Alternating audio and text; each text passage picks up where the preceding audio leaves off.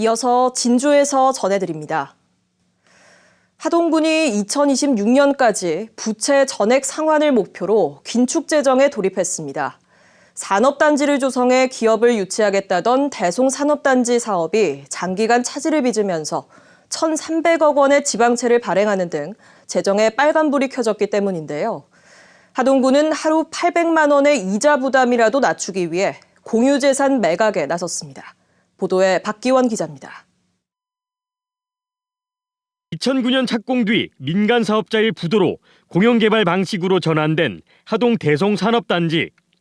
축구장 192개 크기 산업용지를 사들이기 위해 하동군이 발행한 지방채는 모두 1,300억 원입니다.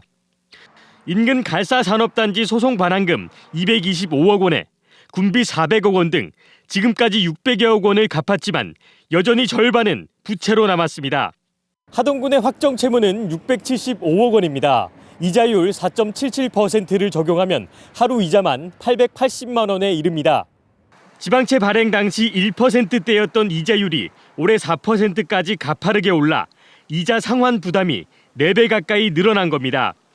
원금은커녕 이자를 갚기에도 빠듯한 상황.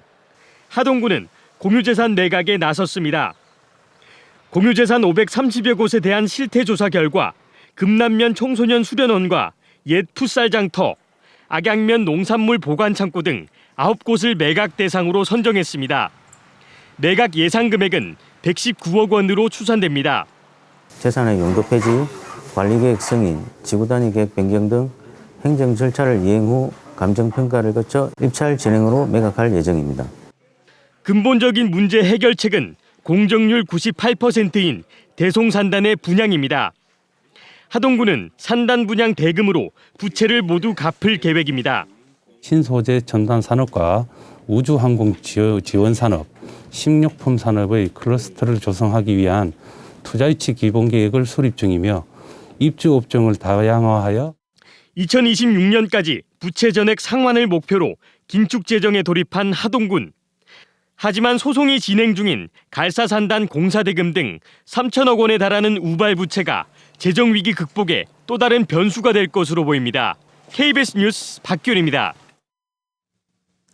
경찰이 거창에서 발생한 귀금속 강도상의 피의자 40살 김모 씨를 공개 수배했습니다. 김 씨는 지난 14일 저녁 6시쯤 거창군 거창읍의 한 금은방에서 흉기로 주인을 위협해 귀금속 4천만 원어치를 빼앗아 달아난 혐의를 받고 있습니다. 김 씨는 지난 19일 오후 2시쯤 경북 칠곡군의 한 PC방에서 소재가 확인됐지만 경찰 신원 확인을 받던 중 도주했습니다. 오늘 오전 7시 40분쯤 사천시 삼천포 신항부두 앞바다에서 원인을 알 수 없는 벙커 A와 경유 등 17톤이 발견됐습니다.